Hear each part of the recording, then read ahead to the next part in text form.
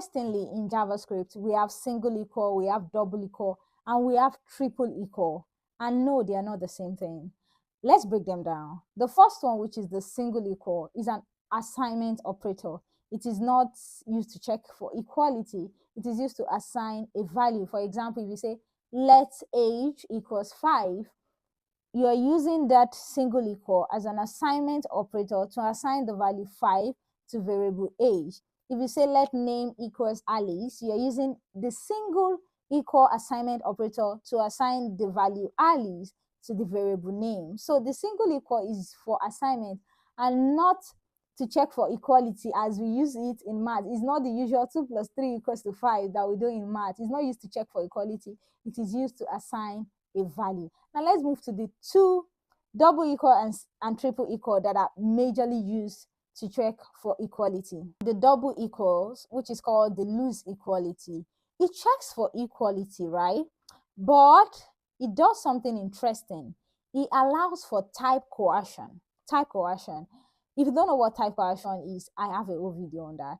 But yeah, in summary, type coercion is just like a little magic that JavaScript performs behind the scene, where it's when you're comparing a value, JavaScript converts them to the same type if they are not of the same type. I don't know if it makes sense. It's almost like JavaScript is trying to like create an equal playing ground or playing field for both values.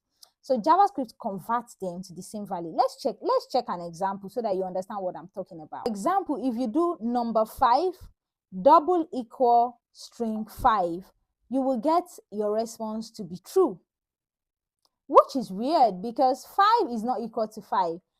5 here is a number and 5 here is a string. So they are practically not the same. They do have the same value, but they are not of the same type. So this is what JavaScript does. Behind the scene, JavaScript converts the 5 with a string to a number. And that is why it comes out as true, right? So JavaScript converts both values to the same type. So when you use the double equal sign, it checks for value, not necessarily type, right? So it ignores the type. I don't want to say ignore, but yes, it overlooks the type differences to check if it is true or false. If you have 0 equal false, it will also be true because 0 is JavaScript converts false to 0 and then compares it. Even null, double equal, undefined is also going to be true. 5, number 5 equals double equals string 5 is also going to be true. The key point is that double equal is loose and it allows for type coercion. It's not so strict. It's like, okay, you guys look alike a bit. I mean, same value, fine. Like, it's not so strict. It's very loose, right? And it allows for type conversion, right?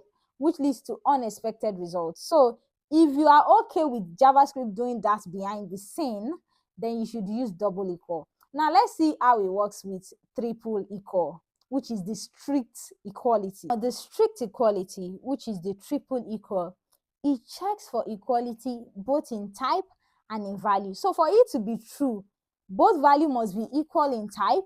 They must be of the same type. Like if this is a number, this also has to be a number.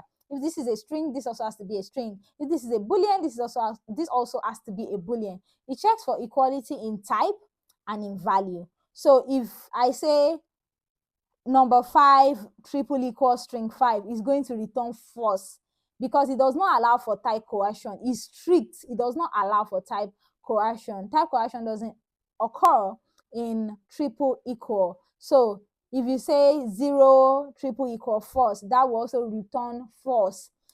For triple equal to return true, both values must be the same type and must have the same value. So it has to be 5 equals 5. Number 5 equals number 5.